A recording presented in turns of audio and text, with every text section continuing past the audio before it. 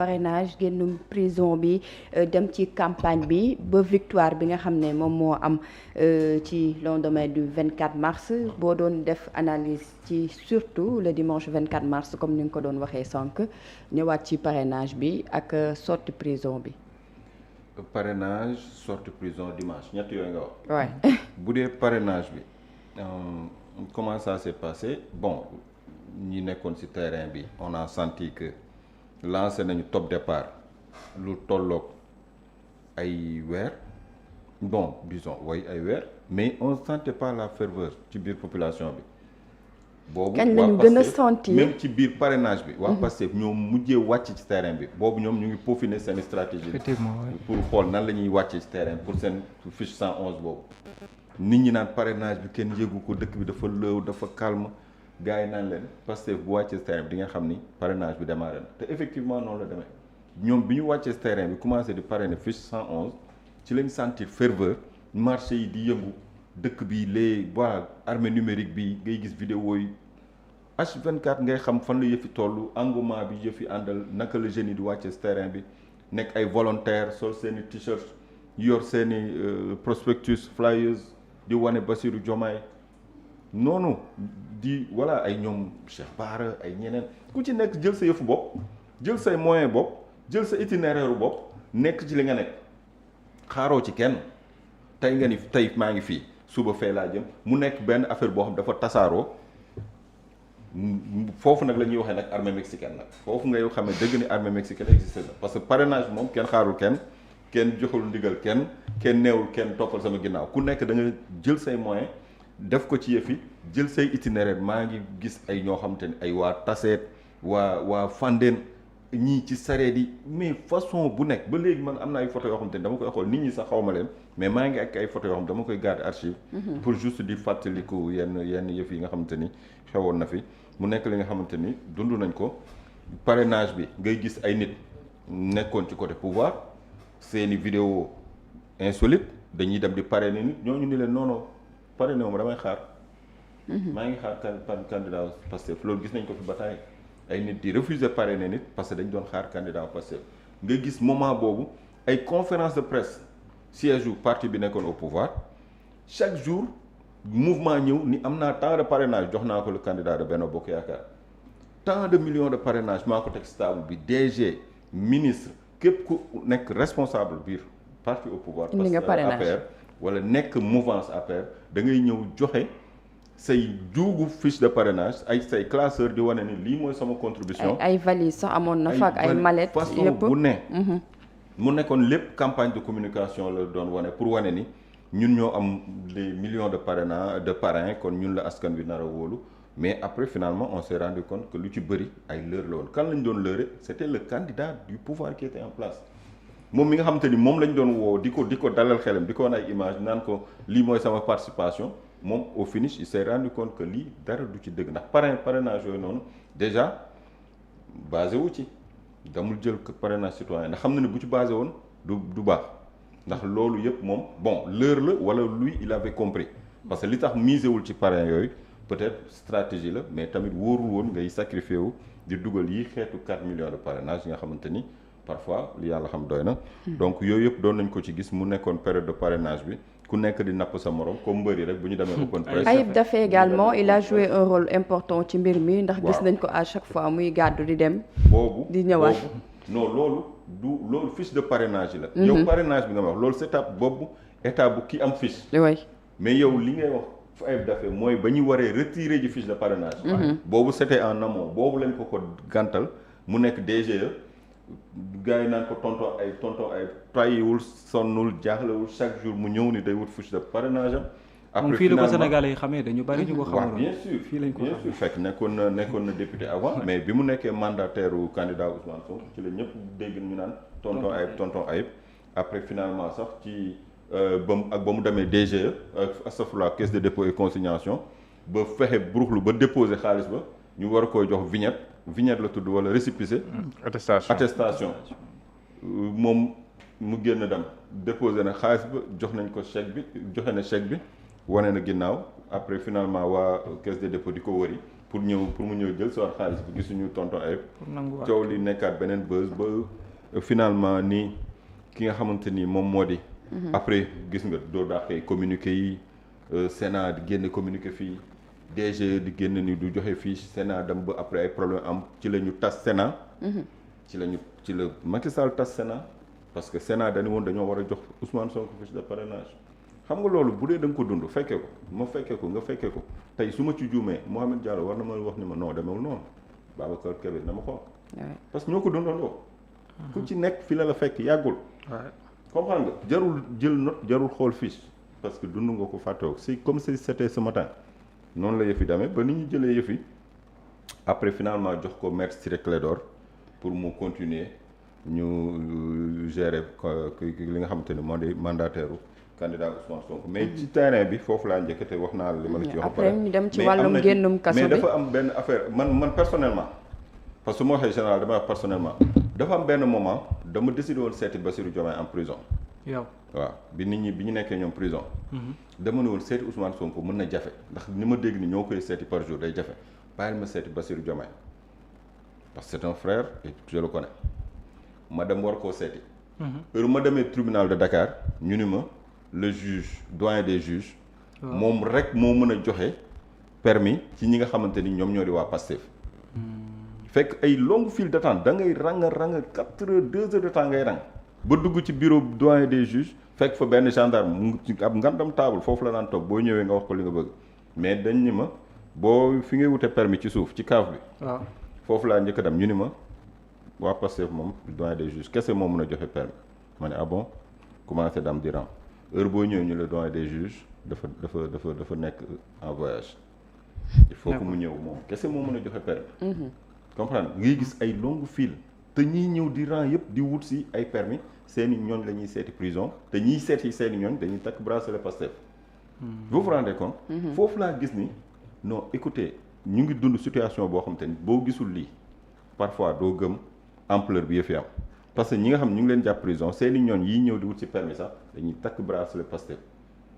tribunal bi fees dell chaque jour dem naa 2-3 fois ñu ne ma ne doyen des juges dafa voyagé kañ lay ñëw ñu ne bon xamuñu mais moom rek mën a joxe permis ci diggante boobu lañ ni Diomaye mooy candidat Pastef foofu nag am naa déception parce que dama ne oh c'est gâté quoi c'est gâté là parce que mënatuma ko seeti moment boobu su ma ko seetee lu ma koy wax day mel ni dama yëg ni il est candidat ma koy seeti ma ne léegi li ma bëggoon kon c'est gâté jaratul ma fay dem noonu ci laa laissé tomber parce que boo ko seeti woon amatul sens c'est comme si da nga xaar ba mu nekk candidat ngay dem war ko seeti alors que démarche boo doon lijjanti la boobu ba léegi loolu c'était juste waaw c'était juste une parenthèse waaye ñuy dem ci génn diggante campagne bi ci jour de vote bi diggante campagne bi sortie prison bi aussi pareil ni ko Babacar waxee pratiquement noonu la demee sauf que foofu noonu bul fàtte ni le mercredi la ñu annoncé woon ne dañuy génn. waaw njëkk nañ ko annoncé. ki ñu annoncé mooy que nekk France fi ñu toll nii moom laa ko njëkk a déggee mooy Madiambal Diagne. moo def tweet ni dañuy génn prison le mercredi. journée bi jeex France le lendemain mu rectifié ni finalement tey lay doon ndax dafa am ay procédures yu ñu doon lijjanti pour papier yi moom moo defaat même kii la même personne moo defaat tweet mais moment boobu man am na ku ma waxtaanal. vers cité kër góor gi mu xamal ma ni ma c'est sûr que dañuy génn tey maa ngi nekk cité kër góor gi vers 18h 19h ba 2h du matin pas kër Sonko de mais cité kër góor gi aux alentours parce que j'ai des amis là-bas. nga gis nit ñi après bi ñu yëgee ni day génn automatiquement climat bi dafa commencé changer nga gis nit ñi voilà ñenn ñi di jege si am rumeur bi ndànk-ndànk di jege si ay côté 19h. ba minuit. ngay gis ay nit ay xale yu sol daal doxi géejawaay ba rond-point cité kër góor gi dajeeg yow di la laaj fan mooy kër Ousmane Sonko. moto yi pare maire yi paa yi façon nit bu nekk ñii di dox ñii nekk seeni oto comme Sénégal jour bi mu gagné France en 2002.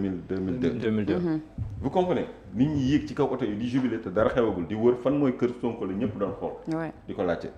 mu nekk guddi googu maa ngi woon cité kër googu gi même ma propre maman qui pleurait au téléphone naan ma dama bëgg a seeti Ousmane Sonko ma ne ko yow ku la wax ni Ousmane Sonko day génn mu ne ma ñëpp a ngi koy wax ci rajo yi maa ngi nii soo ma fa yóbbul du ma la ko baal ma ne ko di mënoo sax dox instant boobu maa ngi gis nit ñi ci mbedd yi comprendre nga ak ferveur bi après nag il fallait que nga xool yow si réseau yi parce que mënoo nekk Cap Manuel nekk cité Kër Gorgui nekk feneen léegi ci lañ gis ni Diomaye génn na.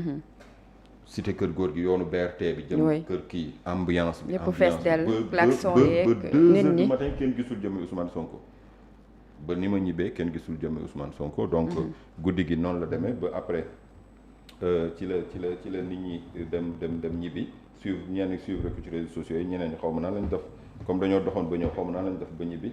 loolu nekkoon jour jeudi bi alxames bi ci guddi mu des ban question wax naa la léegi sortie bi. oui campagne bi ci temps bu gàtt bi rek ñu dem ci dimanche 24 mars bi.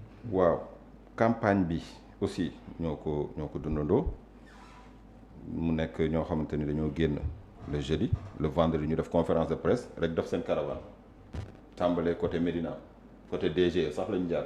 bouchon yi commencé jaar biir Médina foofu aussi kenn mënul bouger lépp am embouteillage comprendre nga ba ni ñu duggee à l'intérieur du pays donc ñu koy suivre ndoo étape par étape ñuy campagne seeni morom di campagne ñu leen di woowee les aventuriers bon ñeneen ñi doon commencé nag gis véritablement Diomaye parce que ñeneen ñi ci ay prospectus lañ leen ko doon woon ay flyers xamuñu ko woon malgré que doon na génn di dafa ay conférence de presse mais xamuñu ko donc ñenn ñi ci la ñu door a découvrir nag la personne de Diomaye ñenn ñi gis ki nga xamante ni moo di leader bi ci conférence de presse bi hôtel Azalaï le jour du vendredi après la prière après ak ni Diomaye demee siège coalition ba nuyu leen donc ak ni ñu démarré ñoom dugg ci campagne bi étape par étape.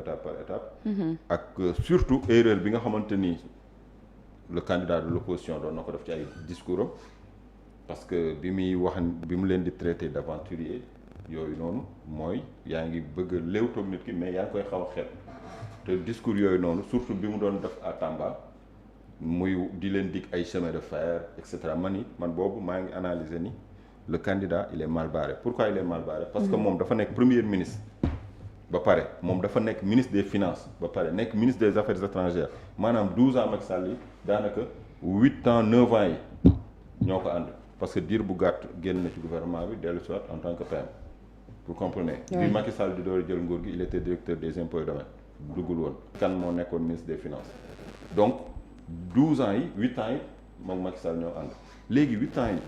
li nga defuloon boo ñëwee di ko dig askan wi xam nga ñooñu pour ñu gëm la day jafe parce que on t'a mis à l'épreuve li nga waroon prouver nga ko donc man automatiquement xam naa ni candidat bi amul possibilité parce que primo ñu ngi koy xoole comme Macky Sall mi fi jóge yaay dauphin wu Macky Sall nguurug Macky Sall yow yaay assurer continuité bi loolu rek déjà pour ñi bëgg rupture te ñëpp xam nañu jeunesse dafa bëgg rupture day bëgg lu bees ñooñu noonu di nga xam ni kii il n'est pas en pole position ci li nga xamante ni moom la jëm mais ci njortu nag man li ma doon njortu mooy est-ce que l'administration va jouer le jeu ou est-ce que l'administration fera le boulot nécessaire maanaam bu fekkee administration bi dafa tënku ci ay directives mën nañ dëpp carte élection bi ba boobu moment boobu sama xel dalul ni élection yi dina jaar yoon parce que administration bi wóolu ma ko woon à 100% Matar Cissé ñëpp xam nañu rigueur mais aussi ak l'administration sur place ak les intérêts des uns et des autres le système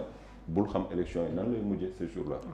Donc yooyu yëpp ak bi ñu commencé di wax ay rumeurs que Amadou Ba ak Macky Sall neexootuñu mu dem fi ba Tivaouane ñu woo ko à Dakar mu ñibbisi rumeurs yi commencé di jóg comprendre nga et beneen erreur bi aussi ci li ma jàpp parce que ba léegi ci li ma jàpp moo di Amadou Ba benn moment ba mu waree summi manteau premier ministre bi delloo ko Macky Sall defu ko à temps quoi. defu ko boobu mu ngi dugg di campagne ci manteau premier ministre avec les moyens de l'État alors que boobu dafa na jël responsabilité am delloo manteau bi wala décret bi Macky Sall nekk candidat yem ak ay moromam wóolu yàlla dem ci terrain bi liggéey mais moom mu ngi continuer di yor di def ay visitam di recevoir qui que ce soit voilà en tant que premier ministre mais en tant que candidat te loolu aussi c'était pas nekkul woon jeu bu équitable bi mu demee ba benn moment nag ki mu yaakaaroon ne moom peut-être dina ci dugal loxoom bu baax pour jàppale ko ci campagne bi mais kooku noonu moom moo téye loxoom parce que ba dernier moment ñoom waa APR jàppoon nañu ne Macky Sall day wàcc campagne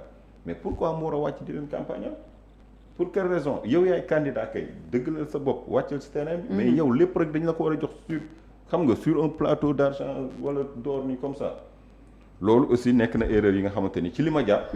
bokk na ko li ko gën a tardé parce que jàppoon na ne fa Macky Sall jaaroon en 2019 ba ni puqeet yëfi ni man maa gagné.